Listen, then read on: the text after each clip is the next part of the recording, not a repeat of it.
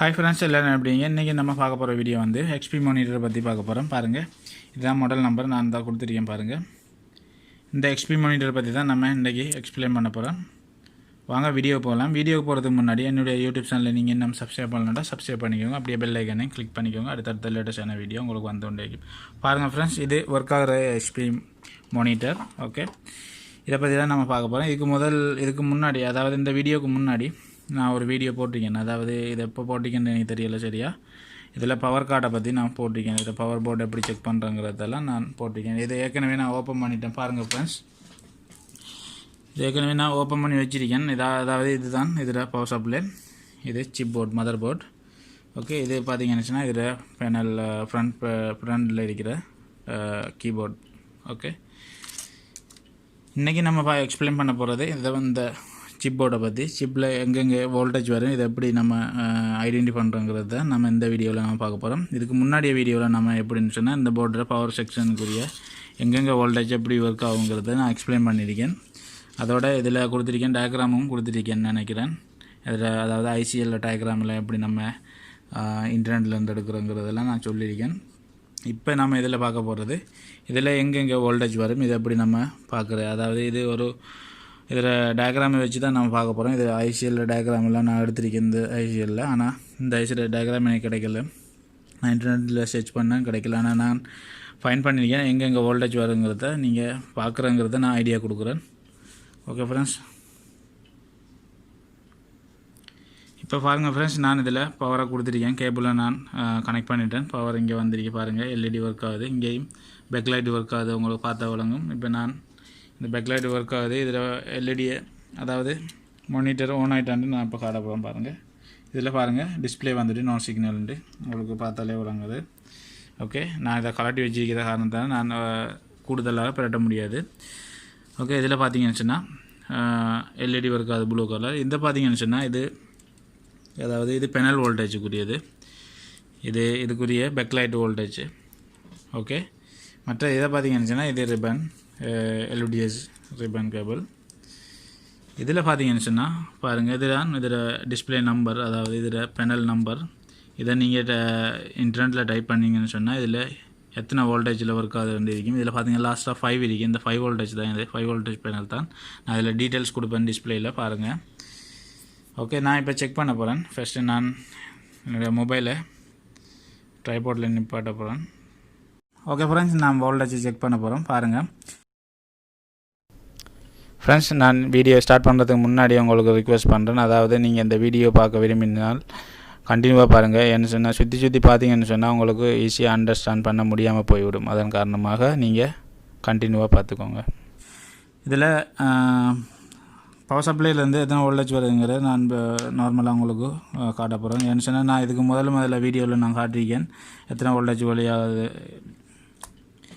Voltage வருங்கிறத நான் ஏற்கனவே அந்த மற்ற வீடியோவில் நான் காட்டியிருக்கேன். அந்த வீடியோ நீங்கள் பார்க்கலன்னு சொன்னால் நான் இந்த கார்னரில் லிங்க் கொடுக்குறேன். நீங்கள் அந்த லிங்கை கிளிக் பண்ணி பார்த்துக்கோங்க. அதை எப்படி நம்ம செக் பண்ணுறோங்கிறத நான் கொடுத்துருக்கேன். பாருங்கள், நான் இப்போ ஆன் பண்ண போகிறேன். பாருங்கள், ப்ளூ கலர் லைட் ஒர்க் ஆகுது.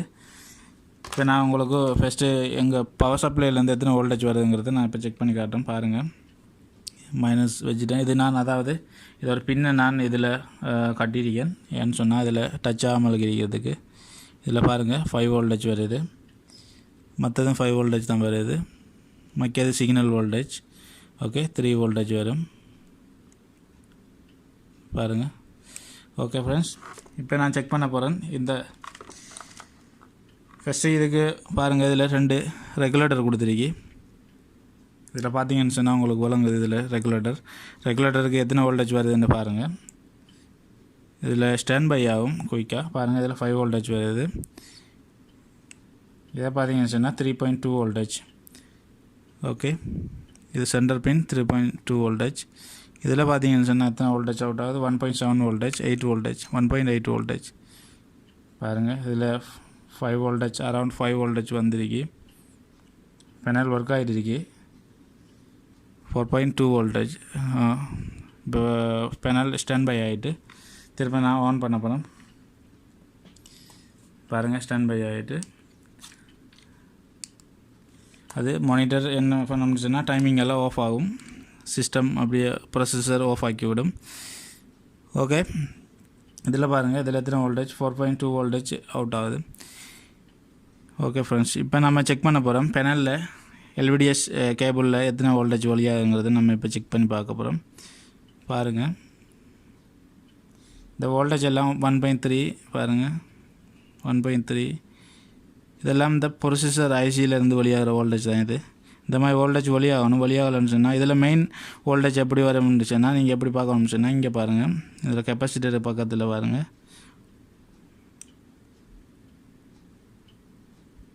3.3 வோல்டேஜ், 1.7 வோல்டேஜ் பாருங்கள், 4.8 வோல்டேஜ், அரௌண்ட் 5 வோல்டேஜ். இதில் 5 வோல்டேஜ் இருக்காது. பாருங்கள், இந்த கெப்பாசிட்டர் எல்லாம் உங்களுக்கு இதில் ஒவ்வொரு வோல்டேஜ் இதில் உங்களுக்கு காட்டும். நீங்கள் இதில் இந்த கார்டை நீங்கள் இது பிரட்டி நீங்கள் செக் பண்ணும்போது இதில் உங்களுக்கு வோல்டேஜ் வந்துட்டு இருக்கும். 3.3 வோல்டேஜ் அல்லது 5 வோல்டேஜ் அல்லது 1.7 வோல்டேஜ் அப்படி உங்களுக்கு வோல்டேஜ் வரும். வோல்டேஜ் வரலன்னு சொன்னால் நீங்கள் அதை செக் பண்ணணும் அந்த லைனஸ். ஓகே ஃப்ரெண்ட்ஸ், அடுத்தது பார்த்தீங்கன்னு சொன்னால் இதில் பாருங்கள், இதில் 3 ஐசி கொடுத்துருக்காங்க, இதில் ஒரு ஐசி கொடுத்துருக்காங்க. இந்த ஐசி நம்பர் 24C16 இது ஐசி நம்பர் வந்து நான் உங்களுக்கு ஜூம் பண்ணி நாங்கள் உங்களுக்கு காட்டுறோம் பாருங்கள். இதில் தான் இந்த ஐசி நான் இதை கிளியராக உங்களுக்கு நான் வீடியோவில் கொடுக்குறேன், டிஸ்பிளேயில் கொடுக்குறேன், நீங்கள் அதை பார்த்துக்கோங்க. இதில் எப்படி வரும்னு சொன்னால் வோல்டேஜ் இதில் பின் 8 வரும் உங்களுக்கு விசிசி சப்ளை. இதுக்கு விசிசி சப்ளை பின் 8, இதுக்குமே 8 தான், இதுக்குமே 8 தான். இந்த 4 ஐசிக்கும் 8 சப்ளை வரும். அந்த சப்ளை வரலன்னு சொன்னால் தான் உங்களுக்கு பிரச்சனை. அந்த சப்ளை வந்தால் இந்த ஐசியில் ஓகே. இந்த ஐசி சில நேரம் உங்களுக்கு ஷார்ட்டாக இருந்தால் இதில் ஹீட் ஆகும்.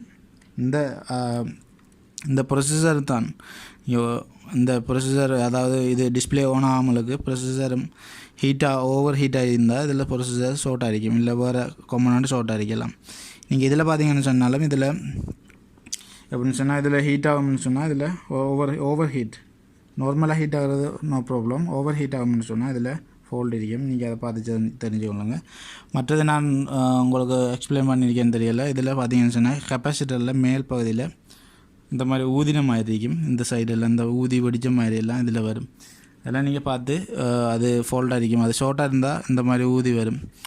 அதாவது ப்ளஸ் மைனஸ் ஜாயிண்ட் ஆகும்போது வெடிக்கிறதுக்கு தயாராகும். அந்த நிலைமையில் இருக்கும் அந்த கெப்பாசிட்டர். அப்போ நீங்கள் அதை பார்த்து சேஞ்ச் ஆகிக்கணும்.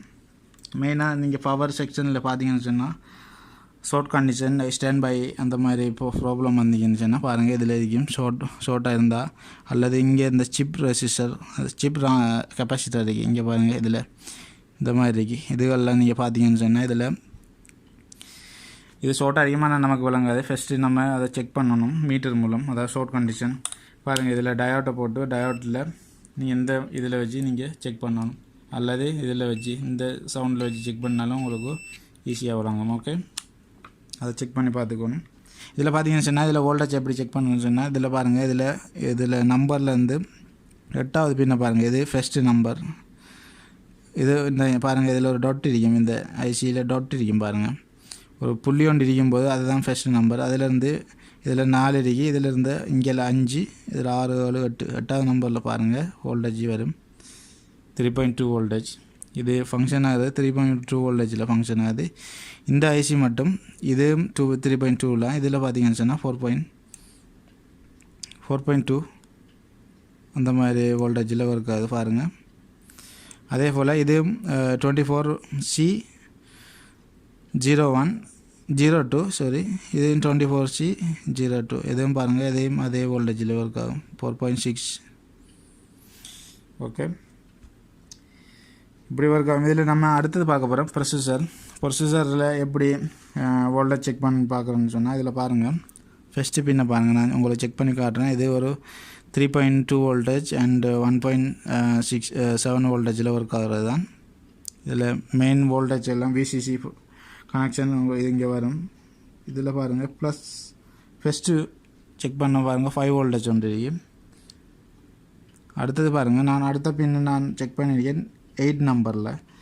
அடுத்தது 8ல் பாருங்கள், இந்த எல்லா பின்னையும் நம்ம செக் பண்ணுற கஷ்டம் இருக்கும். 3.2 வோல்டேஜ்.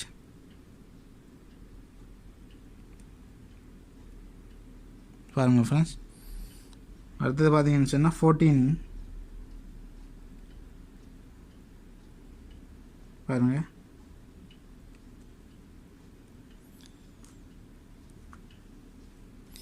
இந்த மாதிரி வோல்டேஜ் நீங்கள் செக் பண்ணணும். இந்த ப்ரொசஸர் எல்லா ஏரியாவிலையும் நீங்கள் வோல்டேஜ் செக் பண்ணணும்.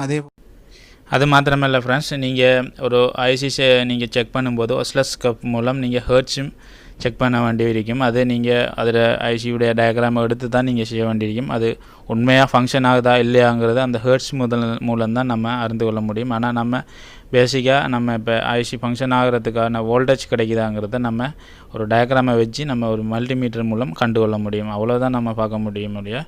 இதோட ஐசியுடைய முக்கியமான ஃபங்க்ஷன் இல்லை நம்ம பார்க்குறோன்னு சொன்னால் இதோட உண்மையான டயக்ராமும் இதுக்கு ஒஸ்லோஸ்கோப்பும் நம்ம பயன்படுத்த வேண்டும். அந்த ஹெர்ட்ஸை நம்ம பார்க்கும்போது தான் அதில் உண்மையான வடிவம், ஐசியினுடைய உண்மையான வடிவம் அதில் நமக்கு கிடைக்கும்.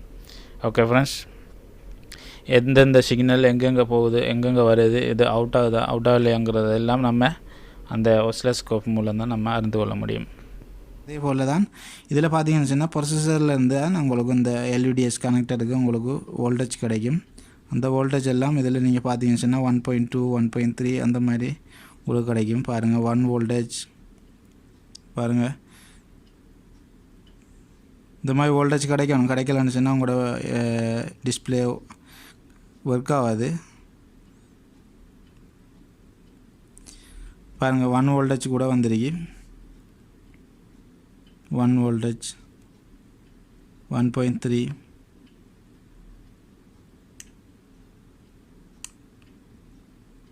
1.1 voltage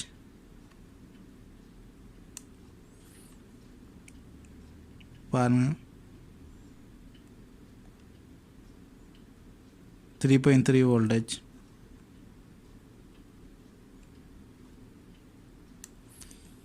லாஸ்ட்டாக இருக்கிறத பார்க்க ஸ்டாண்ட் பை ஆகிட்டு இப்போ லாஸ்ட்டாக இருக்கிறத பாருங்கள்.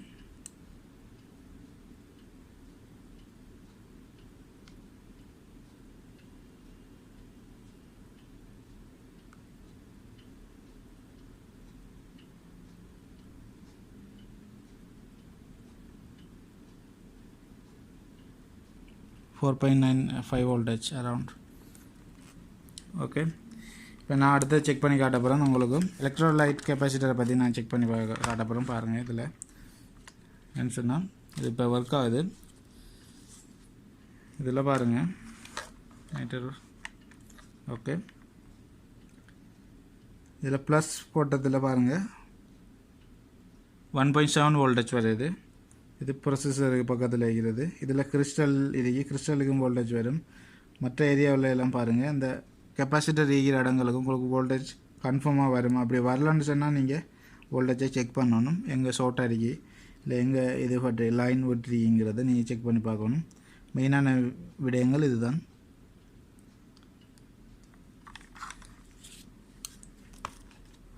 ஓகே ஃப்ரெண்ட்ஸ், ஃபஸ்ட்டு நீங்கள் பார்த்தீங்கன்னு சொன்னால் இதில் எப்படி ஃபங்க்ஷன் ஆகுதுன்னு சொன்னால் பாருங்கள், நான் எகைன் எக்ஸ்பிளைன் பண்ணுறேன். அதாவது இதில் பட்டன், இந்த பட்டனில் நீங்கள் ஆன் பண்ணும்போது இதில் சிக்னல் என்ன பண்ணணும்னு சொன்னால் ஏற்கனவே இதில் பவர் வந்திருக்கு. இந்த ப்ரொசஸர் எல்லாம் ஆக்டிவில் இருக்கு. இந்த ஆக்டிவ் நிலையில் இருக்கும்போது இதில் ஒரு சிக்னல் உண்டு இந்த ப்ரொசஸருக்கு போகும். இந்த ப்ரொசஸர் போகும்போது இது ப்ரொசஸர் ஸ்டார்ட் ஆகும்போது எல்லா இடங்களுக்கும் வோல்டேஜ் அவுட் ஆகும்.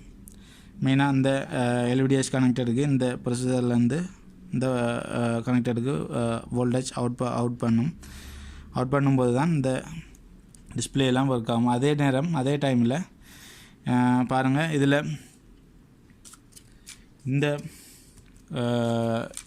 பேக்லைட் கனெக்ஷனுக்கும் பவர் இந்த பவர் சப்ளைலேருந்து பவரை அது அனுப்பினோன்னா பேக்லைட்டும் ஒர்க் ஆகும். இந்த மாதிரி தான் இதில் ஃபங்க்ஷன் நடக்குது. ஓகே ஃப்ரெண்ட்ஸ், இந்த வீடியோ பிடிச்சிருந்தா நீங்கள் லைக் பண்ணுங்கள், ஷேர் பண்ணுங்கள், மறக்காமல் நம்ம யூடியூப் சேனலில் சப்ஸ்கிரைப் பண்ணிக்கோங்க. இன்னும் பல புதிய வீடியோக்கள் வருவதற்காக காத்துட்ருக்கு. அப்படியே மறக்காமல் பெல் பட்டனை கிளிக் பண்ணி வச்சுக்கோங்க. தேங்க்யூ ஃபார் வாட்சிங். பாய்.